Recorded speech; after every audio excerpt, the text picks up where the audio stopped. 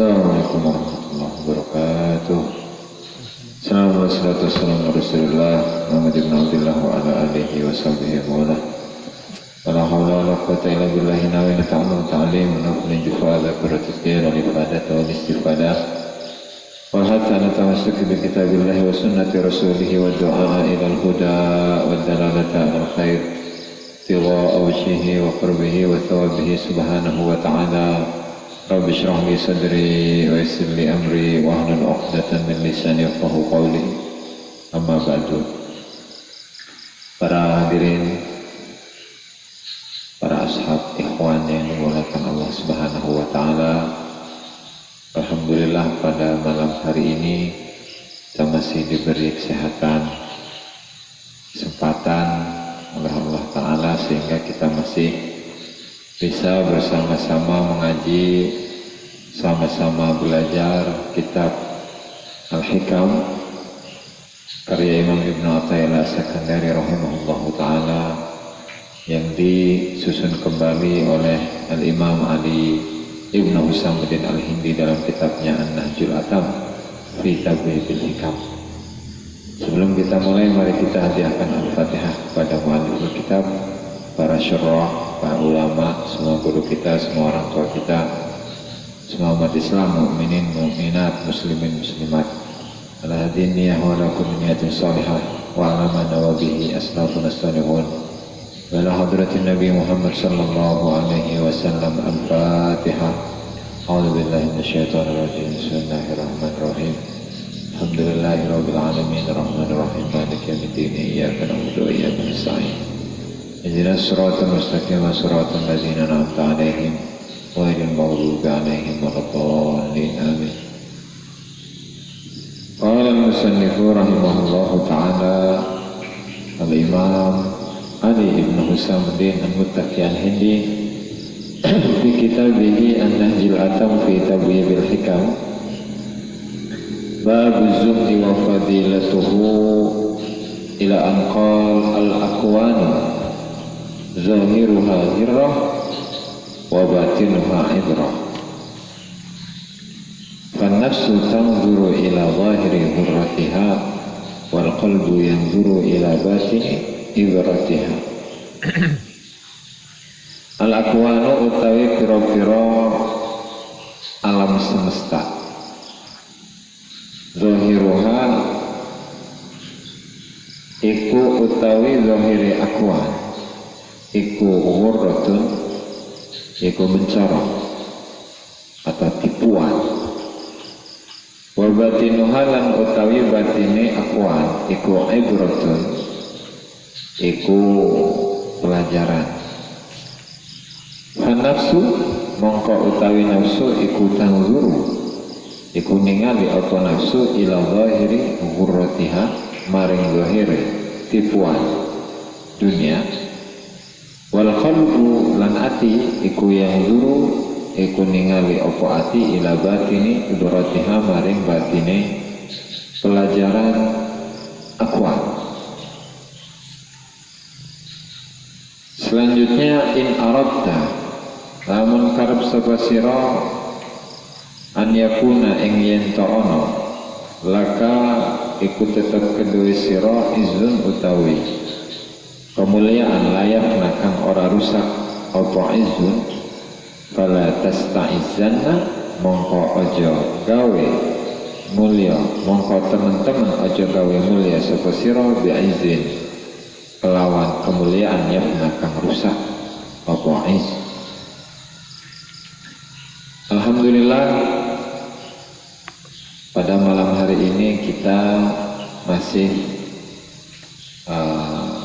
masuk dalam pembahasan az-zuhdu fid dunya, yaitu zuhud di dalam dunia. Dan zuhud itu menurut bahasa artinya membenci. Berarti zahidah fid dunya, man zahidah fid dunya adalah orang yang membenci dunia secara bahasa. Tapi secara istilah adalah bughdu kulli ma yashghulu anillah.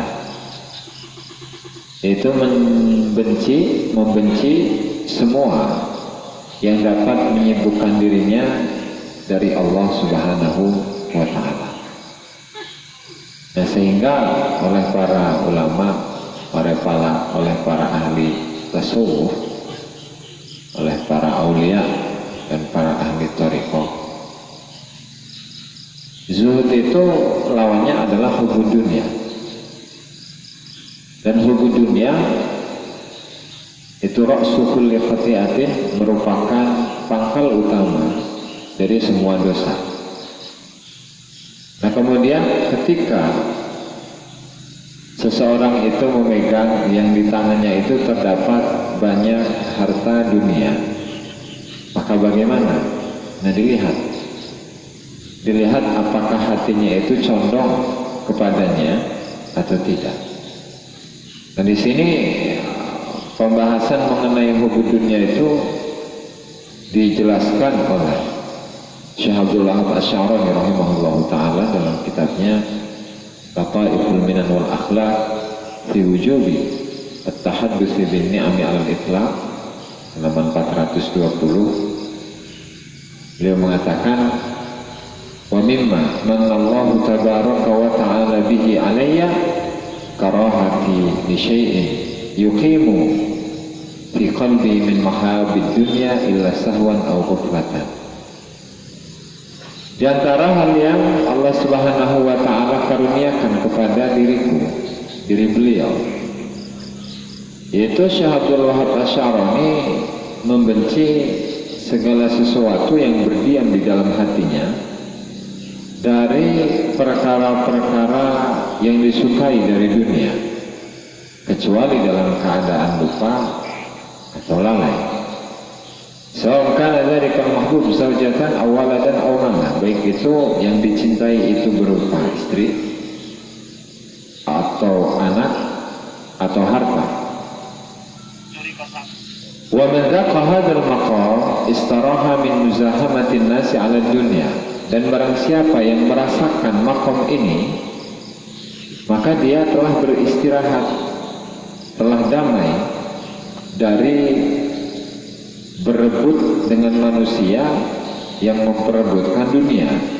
Wastarahan nasu minhu, dan juga orang-orang itu akan beristirahat darinya, akan tenang darinya, tidak lagi berebut dunia. Lianna man kanat ad-dunya fi yadihi duna qalbihi fa min sya'nihi al-farahu was-sururu idza fatathu. Karena seseorang yang ketika dunia itu berada di tangannya, tidak di hatinya, maka tingkah lakunya adalah al-farah was-surur idza fatathu. Ketika dunia itu lenyap atau hilang, maka tetap di dalam hatinya tetap ada kebahagiaan dan ada kesenangan.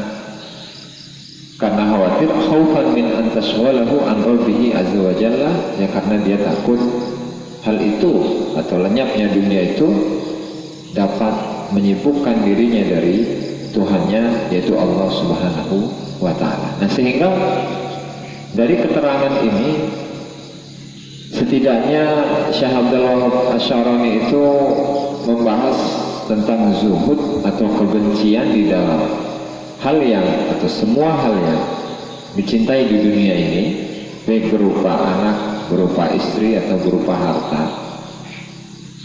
Jadi tiga hal ini, ketika tiga hal ini lenyap di tangannya, dari tangannya, ya maka beliau itu tidak merasakan kesedihan sedikit pun, ya, sehingga dunia itu hanya di tangannya, bukan di hatinya. Nah, berbeda dengan seseorang yang dunia itu ada di hatinya dan ada di tangannya, atau seseorang yang dunia itu ada di hatinya tapi tidak di tangannya. Dia tidak memiliki dunia, tetapi di dalam hatinya itu merasa memiliki. Atau dunia itu dimiliki di tangannya tapi dimiliki juga oleh hatinya.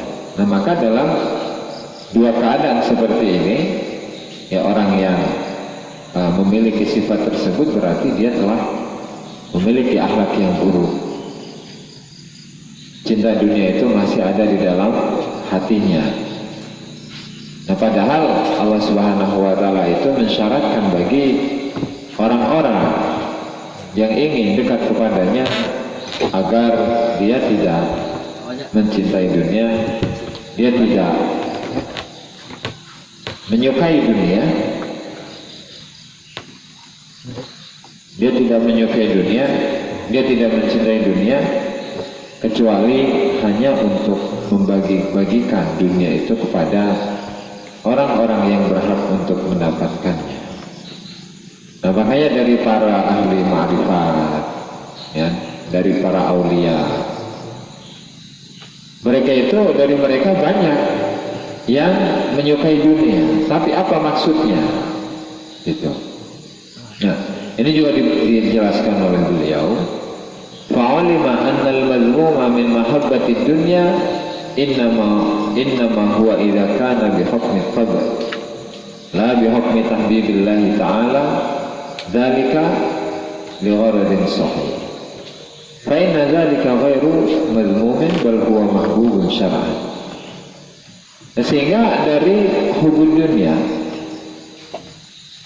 yang dicela, yang tidak disukai oleh Allah Subhanahu wa Ta'ala itu ketika hubud dunia yang didasarkan atas tabiat yang ada di dalam diri manusia.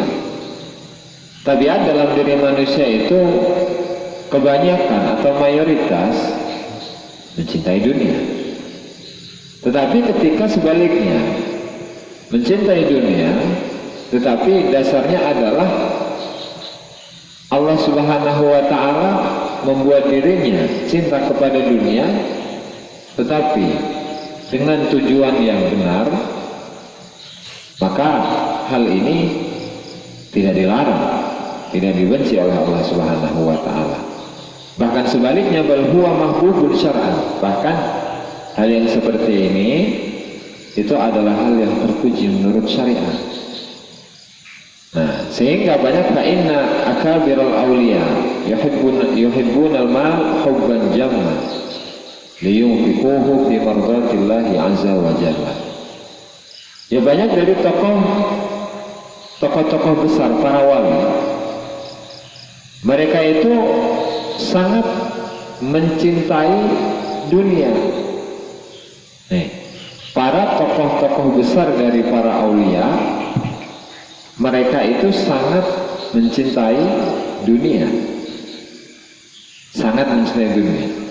Tapi tujuannya apa? Tujuannya adalah liyunfiquhu fi mardatillahi ta'ala, ya, agar mereka itu dapat menginfakkan harta tersebut, harta yang banyak tadi itu, kepada keridhaan Allah Subhanahu wa Ta'ala. La liyabkhalu bihi ala ahadin min ibadihi illa lihikmah. Bukan karena mereka itu pelit kepada seorang dari hamba-hambanya Allah Subhanahu wa Ta'ala, kecuali lihikmah, karena ada hikmah tersendiri dari mereka tidak memberinya.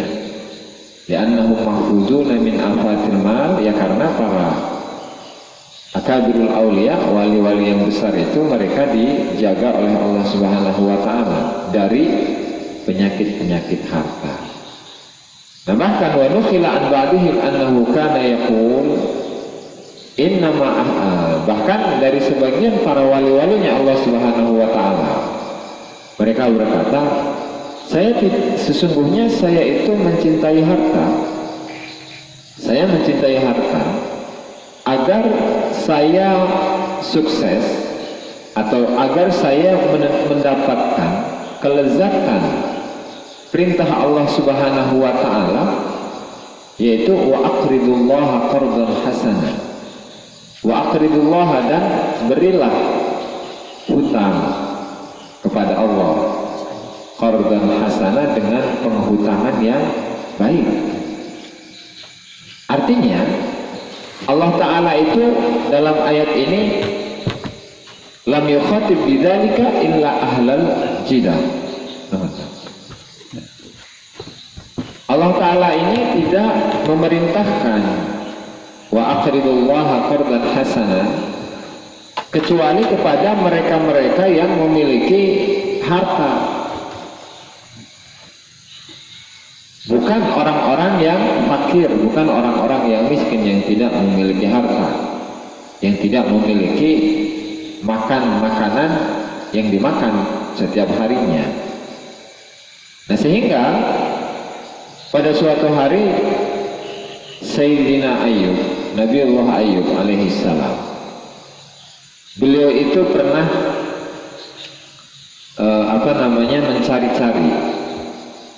mencari-cari emas di bajunya. Jadi beliau lupa naruh emas di baju yang mana gitu. Nah, kemudian Allah Ta'ala itu bertanya kepada Nabi Ayub, apakah aku itu sudah menjadikanmu tidak butuh kepada hal-hal yang seperti ini? Itu kata Allah Ta'ala. Terus dijawab oleh Nabi Ayub, iya wahai Tuhanku, saya tidak butuh. Engkau sudah menjadikan diriku sebagai orang yang tidak membutuhkan dunia lagi. Tetapi apa? Walakin lagi Nabi an barakatik. Tetapi saya masih butuh dengan keberkahanmu. Ketika saya mendapatkan emas, maka emas ini dapat saya berikan, dapat saya infakkan kepada orang-orang yang membutuhkan. Gitu. Nah, sehingga dari hal ini bisa disimpulkan bahwasanya zuhud, ini kembali ke pengertian zuhud, bahwa zuhud atau membenci kepada hal-hal yang dapat mengganggu dirinya kepada Allah Subhanahu wa Ta'ala, terutama yang sifatnya itu adalah materi, mal, harta, itu melihat bagaimana hatinya. Ketika hatinya itu bergantung kepada kekayaan, kepada sanak famili, kepada keluarga, kepada istri, orang-orang yang dicintainya, ya maka ketika hatinya dalam keadaan seperti ini, maka dia tidak termasuk dalam kategori orang yang zuhud, dan sebaliknya orang yang mencintai dunia. Tetapi sebaliknya, ketika seseorang itu di dalam hatinya bukan berarti tidak mencintai, tetapi kecintaannya kepada hal yang disebutkan tadi itu tidak menggantung di dalam hatinya, sehingga baik itu memiliki harta atau tidak, baik itu punya istri atau tidak, baik itu memiliki keturunan atau tidak, ya sama saja gitu, sama-sama bahagia gitu. Sebab yang menjadi barometer itu adalah hati. Yang menjadi barometer itu adalah hati, bukan kondisi di mana dia itu harus tidak punya hal-hal yang disebutkan tadi atau tidak memiliki. Kemudian pada suatu hari Syekh Abdul Hasan Asy-Syadzili rahimahullahu taala, nunggu setengah jam lebih, hampir sejam. Reject pada enak. Tolak. Ampun, nunggu teh udah ada yang bikinin. Sumpah boy. Pada suatu hari Imam Abdul Hasan Asy-Syadzili rahimahullahu taala, dan beliau adalah murid dari Syekh Ibnu Abdus Salam Ibnu Mishish. Beliau mengatakan, labud dalil fakiri di bidayati amrihi min ramid dunya wa zuhdi fiha. Labud dalil fakir, harus bagi orang yang fakir gitu. Astagfirullah. Ya maksudnya murid gitu. Harus bagi seorang murid di bidayati amrihi, dalam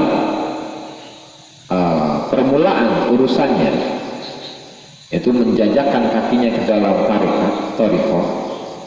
Itu apa? Min ramid dunya, melemparkan dunia. Wa zuhdi fiha, dan zuhud di dalam dunia. Nah, jadi membuang dunia itu apakah berarti kekayaan yang dimiliki dibuangkan? harus itu, tetapi lebih kepada membuang dunia dari hatinya, melepaskan hatinya dari dunia. Supaya apa tujuannya? Liyakhlusa min mahabbati ma siwa rabbih bi hukmi tab'i, supaya dia itu terlepas dari kecintaan selain Allah, supaya agar hal ini menjadi tabiatnya. Jadi kecintaannya kepada Allah Subhanahu wa taala dan kebenciannya kepada atau ketidaksukaannya kepada selain Allah Subhanahu wa taala itu menjadi tabiat, menjadi latar belakang, menjadi tabiat dalam dirinya itu. Nah, ketika fa idza takhallasa li mahabbati rabbih wahdahu, ketika dia sudah melepaskan diri dan hanya untuk mencintai Tuhannya saja, dan kecintaan Allah itu sudah berdiam di dalam hatinya, maka Allah Subhanahu wa taala akan mengatakan kepada dirinya, khudh birrana, ambillah kebaikan kami, wa fadlana, dan karunia kami, wa hasanatana, dan kebaikan kami, bisyiddatin, dengan kuat, wa azmin, dan erat, wa muzahamatin alaiha.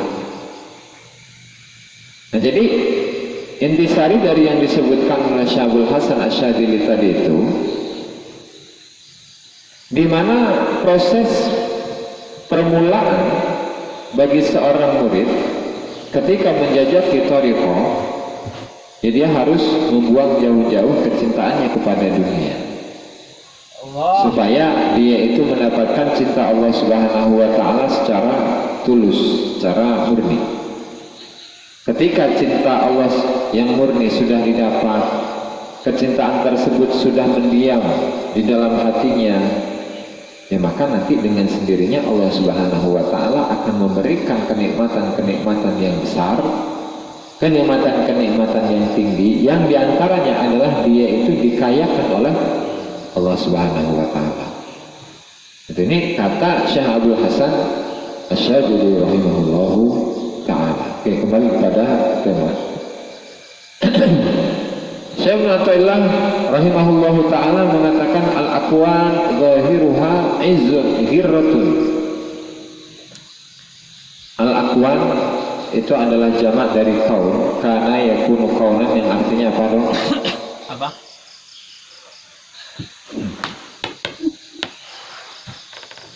Al-aqwan itu adalah jamak dari kaun, yang jamak dari kaun, karena yakunu kaunan. Apa artinya?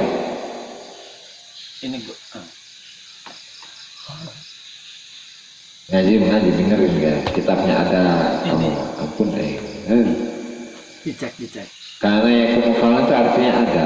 Oh, ada. Karena ono. Sopo Zaidun Zaid. Oh, karena yakunu. Al-aqwan zahiruha. Nah, kemudian kaun itu atau aqwan itu adalah jamak dari kaun.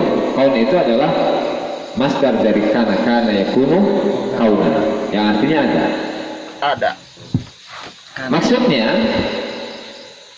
kaun itu adalah semua yang selain mukawwin. Kalau kana itu ada, kawana yukawwinu takwinan, fahuwa mukawwinun wa dzaka mukawwan. Kaun atau mukawwin itu berarti artinya apa dok? Ada. Yang mengadakan. Mukawwinun Alias pencipta atau Allah. karena yakunu. Jadi kaun itu adalah selain Allah Ta'ala gitu. Kaun itu adalah selain Allah Ta'ala. Ketika Allah Ta'ala itu mengucapkan kun fayakun. Gitu. Nah sehingga semua yang selain Allah Subhanahu wa Ta'ala itu namanya adalah makhluk. Dengan kata lain namanya adalah aqwan atau kaun, itu alam semesta. Jadi alam semesta cakupannya banyak. mau langit, mau bulan, mau bumi, mau manusia, hewan, tumbuhan, binatang, tanah, air dan lain sebagainya, bahkan karamat sekalipun, Udara. itu adalah kaum ciptaan Allah Subhanahu wa taala. Al-aqwan zahiruha zirra, kata musannif, alam semesta ini zahirnya membuat silau. Ghurrah itu bisa berarti membuat silau atau menyilaukan. Ghurrah itu juga bisa berarti sesuatu yang menipu. Jadi alam semesta ini zahirnya adalah tipuan. Wa batinuha, adapun batinnya itu ibrah, adalah pelajaran. Oke, sebelum ke sana, kenapa alam semesta itu dinamakan sebagai ghurrah atau tipuan, atau membuat kita silau yang ujungnya tertipu, ya, tipuan-tipuan kene sama Dunia itu ya. terus ada dua sebab. Wa inna makanatil aqwan zahiruha al-ghirrah liwajhain, ada dua sebab, ada dua alasan. Yang pertama, ma ja'alallahu subhanahu ala zahiri hissiha minal bahjati wa husnil manzar. Ya, karena Allah Ta'ala itu menghiasi zahir dunia dengan perhiasan, atau membuat manusia itu terpikat, membuat manusia itu terpukau, sehingga pada akhirnya dia akan tertipu, dia merasa nyaman, dia merasa tenang di sana, sehingga nggak mau pindah. Astagfirullah. Sehingga nggak mau pindah ke tempat yang lain, gitu, nggak mau pindah. Sehingga hal ini membuat manusia itu tertipu, gitu, baik dengan pemandangan yang bagus di dunia, dengan cewek yang cantik, gitu kan, bahenol, kayak gitar Spanyol, Dibuang gitu, atau harta yang melimpah, istana yang megah, kekayaan yang tidak ada habisnya, bahkan sampai 7 turunan, banyaknya relasi, banyaknya kawan, tingginya jabatan, dan lain sebagainya. Itu adalah tipu dunia. Pemandangan dari dunia yang membuat seseorang itu bisa tertipu olehnya. Fata Morgana dong. Fata Morgana. Jadi ghurrah itu bisa berarti fata Morgana. Ghurrah ya. Ghurrah. Oke. Nah, sehingga ketika mereka itu meninggal, ya, ketika mereka berpindah ke alam kubur, ujung-ujungnya apa? Nyesel. Kenapa? Ya karena dia nggak punya bekal. Iya. Gitu. Berarti subscriber guru ya? Guru.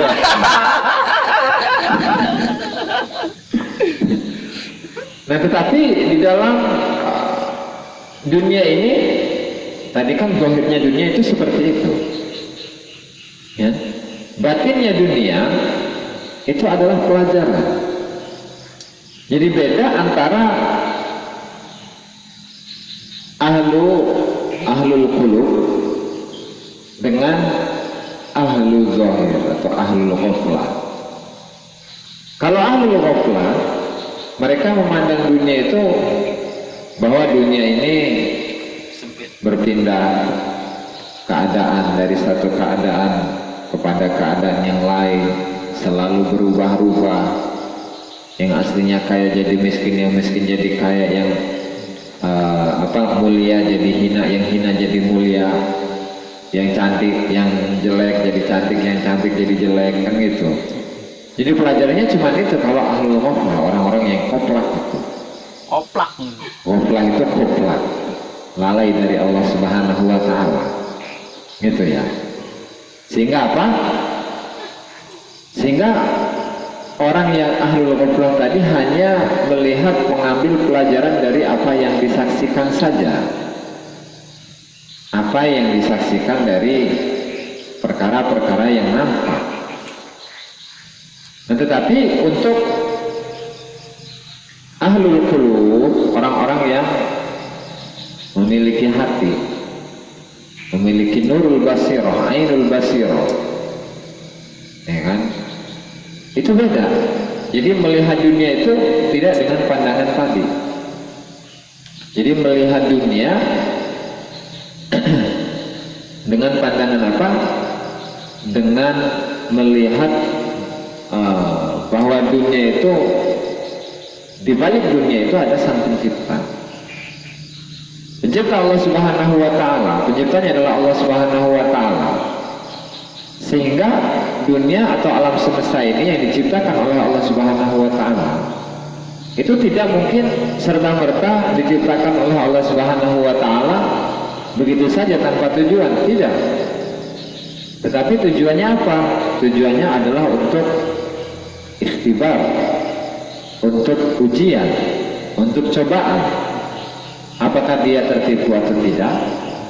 Apakah dia kerasan di dunia ini atau tidak?